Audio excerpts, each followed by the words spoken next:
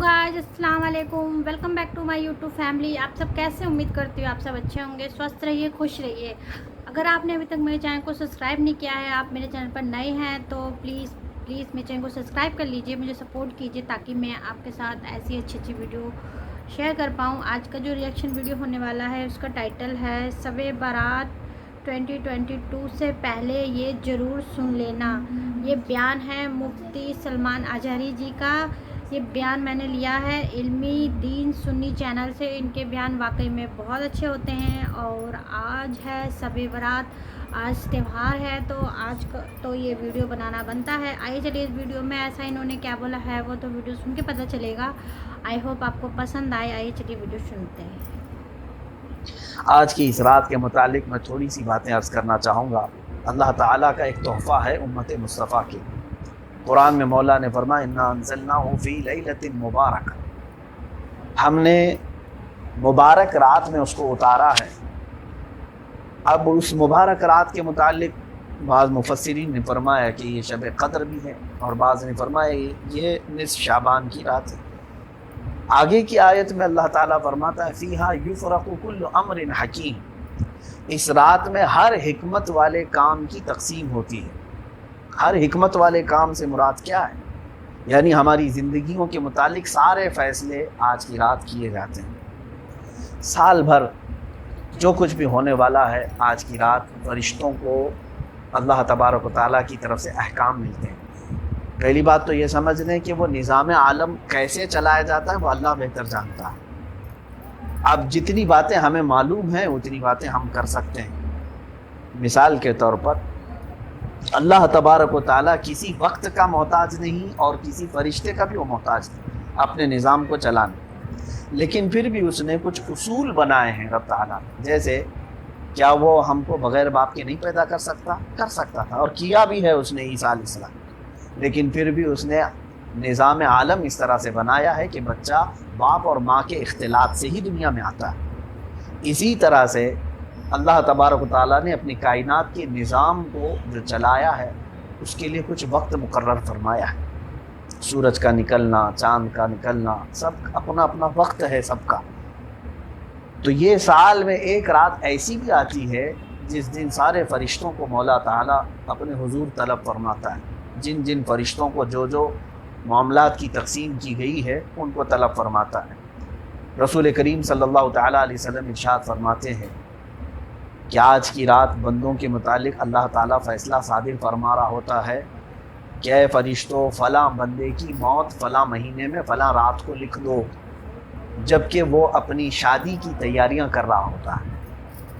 हुजूर पाक सल्लल्लाहु अलैहि वसल्लम फरमाते हैं कि उसकी मौत का फ़ैसला आज लिखा जा रहा होगा और वो अपनी शादियों की तैयारियां कर रहा होगा। किसी की मौत का हुक्म सादिर किया गया होगा और वो अपने घर के बनाने की तैयारियों में मसरूफ़ होगा। और आज की रात मामलात सिर्फ मौत और हयात के ही नहीं तक़सीम होते, बल्कि ये तक भी तक़सीम होता है कि ये एक साल भर में कितना कमाएगा और कितना खाएगा और कितना गमाएगा। ये भी चीज़ें आज की इस रात में फ़रिश्तों के दरमियान तक़सीम हो जाती हैं।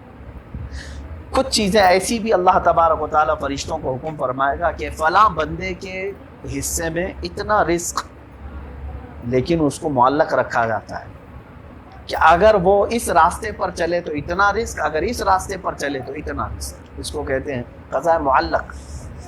फरिश्तों को कुछ चीज़ें दी जाती हैं और कहा जाता है कि अगर ये फज्र की नमाज में हाजिर हो तो उसको इतना गुना बढ़ा करके रिस्क दिया जाए, और अगर यहाँ हाजिर नहीं होता तो उसका रिस्क घटा दिया जाए।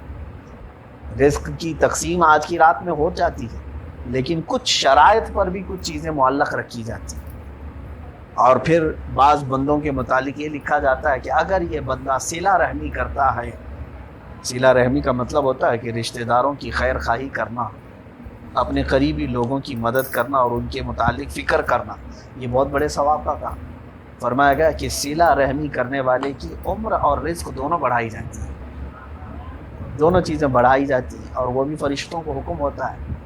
यहाँ तक कि एक रिवायत मैंने पढ़ी कि मौत को कोई चीज़ नहीं टालती, मौत को कोई चीज़ नहीं टालती, लेकिन इसको टालना नहीं कहा जाएगा हादसात के मौके पर, فرمایا کہ ایک نیکی ایسی آتی ہے جس کی بنیاد پر اللہ تبارک و تعالیٰ اس کی موت کو اس حادثے سے ٹالتا ہے، وہ ہے والدین کی فرما برداری، کہ بچے نے اگر اپنے والدین کی حقوق اور ان کی فرما برداری کی ہے تو اسے برے حادثات سے محفوظ رکھا جاتا ہے۔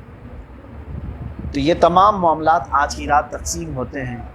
اب ایک بات اور بھی میں آپ کو بتا دوں، ابھی جو گزری ہے مغرب کے بعد، یعنی سورج ڈوب گیا اور ہماری 15ویں شب لگ گئی، اور شاید آپ سب کو معلوم ہوگا کہ 15ویں شب لگتے ہی ہم لوگ شب برات کی تیاریاں کرتے ہیں، جبکہ دو اہم چیزیں تھیں آج کی۔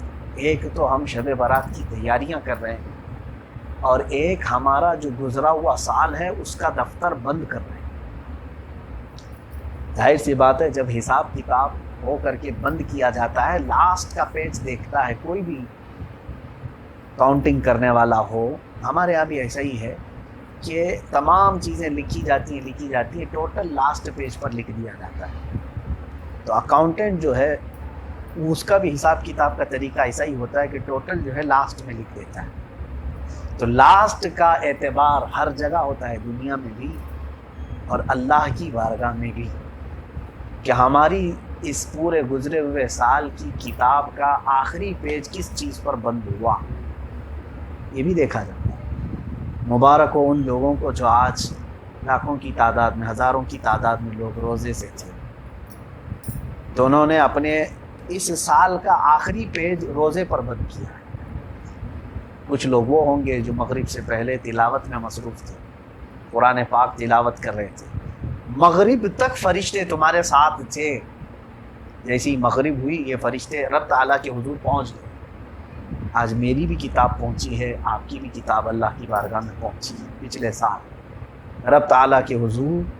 اب یہی رات کا وقت ہوگا جو فرشتے سنا رہے ہوں گے مولا سے، اے مالک الملک ذو الجلال والاکرام، تیرا فلاں بندہ پورے سال یہ کرتا رہا، اتنی راتیں اس نے عیاشی میں گزاری، اتنے دن اس نے نافرمانی میں گزارے، کتنی عبادتیں کی، کس کا حق مارا ہے، کس کو ستایا ہے، کہاں حرام کھایا تھا، کہاں حرام دیکھا تھا، وہ پوری کتاب لے کر حاضر ہے۔ بعض ائمہ کرام فرماتے ہیں، رب تبارک و تعالیٰ یہ فرماتے ہیں، فرشتوں یہ بتاؤ کہ آخری اس سال کا دن اس نے کیسے گزارا ہے، یہ بھی اہمیت رکھتا ہے۔ تو فرشتے آخر میں یہ کہتے ہیں، مولا جس وقت ہم اس کی کتاب لے کر آ رہے تھے اس وقت وہ دعاؤں میں مصروف تھا اور تجھے پکار رہا تھا۔ رب تعالیٰ فرماتا ہے، اے ملائکہ اس کے سیئات جتنے اس نے گناہ کیا ہے اس پر اس پنے کو، اس پیج کو بھاری فرما، بھاری کر دو۔ رب تبارک و تعالیٰ رحیم و کریم ہے، وہ عفو و غفور ہے، اسی لیے دو چیزیں اہمیت رکھتی ہیں، نہ صرف یہ نہیں کہ شب برات کی رات، یعنی یہ رات کے حصے کو، شب برات جیسی آئے یہ رات کے حصے کو ہی سارے دھوم دھام کریں، اپنے غسل، اپنے تمام تیاریاں کریں، بلکہ یہ جو گزر رہا تھا دن اس کا بھی اہتمام ضروری تھا۔ بہرحال وہ گزر چکا، اب اللہ ہی بہتر جانے کہ ہمارا کیا وہاں پر فرشتے سنا رہے ہوں گے اپنے رب کے حضور، اور یہ بھی ہمیں کسی کو نہیں معلوم کہ آج رات ہمارے متعلق اللہ کیا حکم نازل کر رہا ہے، یہ بھی ہم میں سے کسی کو نہیں معلوم۔ ہو سکتا ہے میرے عزیز آج ہم سب یہاں پر بیٹھے ہوئے ہیں، فرشتوں کو یہ حکم ہو چکا ہوگا کہ آج جو تقریر کر رہا ہے بیٹھ کر کے، 4 دن کے بعد، 5 دن کے بعد، مہینے کے بعد، 2 مہینے کے بعد اس کی موت لکھ دو، اور فرشتے اس کو لکھ چکے ہوں گے۔ اگر رب تبارک و تعالیٰ نے حکم فرمایا کہ اس کی عمر بڑھا دو تو فرشتے عمر بڑھا بھی دیں گے۔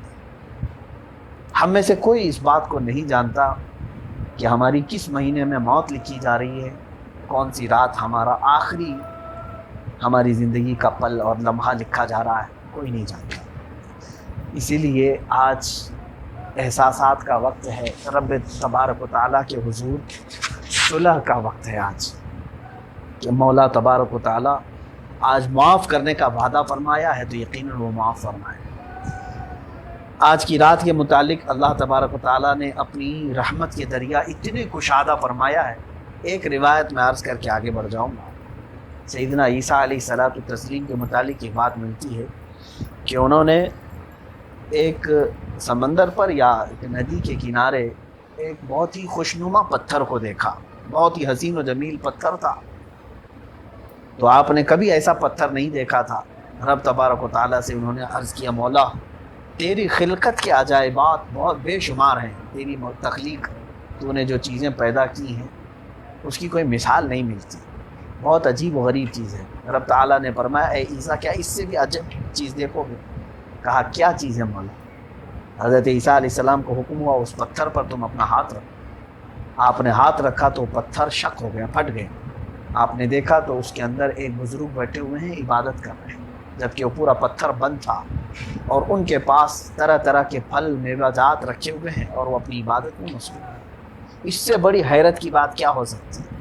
حضرت عیسیٰ علیہ الصلاۃ والتسلیم نے ان کو سلام کیا، پوچھا کہ کون ہیں آپ؟ انہوں نے کہا میں بنی اسرائیل کا ایک عابد ہوں، اللہ رب العزت نے میرے لیے انتظام فرمایا ہے. کہا آپ عبادت کب سے کر رہے ہیں؟ کہا پچھلے 200 سالوں سے عبادت، میرے رزق کا وہ اسی جگہ پر انتظام فرماتا ہے. اس سے بڑی حیرت کی بات اور کیا ہو سکتی تھی؟ اس سے بڑے تعجب کی بات اور کیا ہو سکتی تھی؟ لیکن رب تبارک و تعالیٰ نے عیسیٰ علیہ السلام پر یہ وحی نازل فرمائی، اے عیسیٰ یہ بندہ بنی اسرائیل کا پچھلے 200 سالوں سے عبادت میں مصروف ہے، اخیر زمانے میں میرے محبوب نبی محمد صلی اللہ تعالیٰ علیہ وسلم کی امت آئے گی، میں ان کی امت کے لیے رحمت اتنی کشادہ کر دوں گا. ان کے لیے میں نے سال میں ایک رات ایسی رکھی ہے 15 شعبان المعظم کی کہ اگر امت مصطفیٰ اس رات میرے حضور حاضر ہو کر اخلاص کے ساتھ 2 رکعت نفل نماز ادا کرے، میں اس بندے کی 200 سالہ عبادت سے زیادہ انہیں ثواب عطا. کتنی بڑی بات ہے. لیکن ہم نے اس چیز کو یوں نہیں سمجھا ہے کہ یہ چیزیں آتی رہتی ہیں جاتی رہتی ہیں، آ جائی پھر چلی جائے. میرے عزیزوں، میرے رب تبارک و تعالیٰ کا ایک عظیم تحفہ ہے تمہارے لیے، اور ایک ایسا عظیم تحفہ ہے کہ جس کے متعلق عیسیٰ علیہ السلام نے اسی وقت دعا کی تھی، اے رب ذوالجلال کاش تو مجھے اس نبی کی امت میں پیدا کرتا. نبی اس امت میں پیدا ہونے کی تمنا کر رہے ہوں، ہم میں سے کسی کو احساس نہیں ہے. مجھے بتاؤ میرے عزیزوں، ہم میں سے کون دعا کر کے آیا تھا کہ ہم کو آخری نبی کی امت میں پیدا کر؟ کیا ہم دعا کر کے آئے تھے؟ ہمارے مانگنے سے یہ ملا ہے؟ وہ مولا قدیر و جبار خود ہی بہتر جانتا تھا کہ کس کو آخری نبی کی امت میں پیدا کرنا ہے.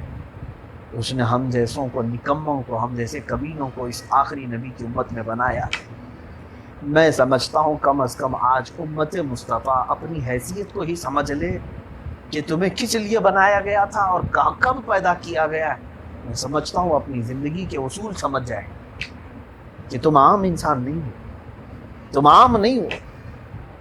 شاید ہم اور تم پیدا ہو سکتے تھے پہلے کی امتوں میں پیدا ہوتے ہیں، لیکن مولا تعالیٰ نے ہمیں اس امت میں پیدا کیا جس میں نبی بھی پیدا ہونے کی تمنا کرتے ہیں، اور اس پر مزید یہ کہ ہمارے گناہوں پر بخشش کے لیے اس نے اتنی رحمت کشادہ فرمائی.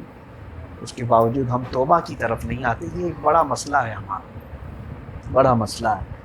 نبی رحمت محمد صلی اللہ تعالیٰ علیہ وسلم، میرے آقا کونین صلی اللہ تعالیٰ علیہ وسلم، کیا آپ سے کوئی گناہ ہو سکتا ہے؟ نبی کے متعلق یہ سوچنا بھی ہمارے لیے جائز نہیں.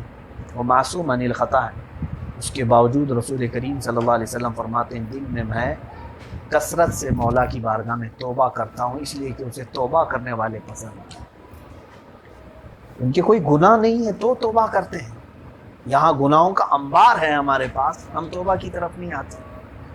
رب ذوالجلال کے حضور حاضر ہونے میں شرم محسوس کرتے ہیں، اور وقت کو ٹالتے ٹالتے ہم لوگوں کی زندگیاں بیتتی چلی گئی. بہت اچھی ہوتی ہے سلمانہ اظہری جی کی، اور آج شب برات ہے تو آج حلوے پہ نیاز ہوتی ہے، اور آج کے دن ہماری قسمت کا جو لیکھا جوکھا ہوتا ہے وہ اللہ تعالیٰ فرشتوں کو بھیجتے ہیں کہ کس کی موت کب ہوگی، اور وہ فائل کھلتی ہے تو پتہ چلتا ہے کہ کس نے کتنے گناہ کیے اور کس نے کیا کیا، کس نے کس کی ہیلپ کی. تو گائز آج کے دن ہی ہماری لائف کا فیصلہ ہوتا ہے کہ ہمیں کس دن موت آنی ہے.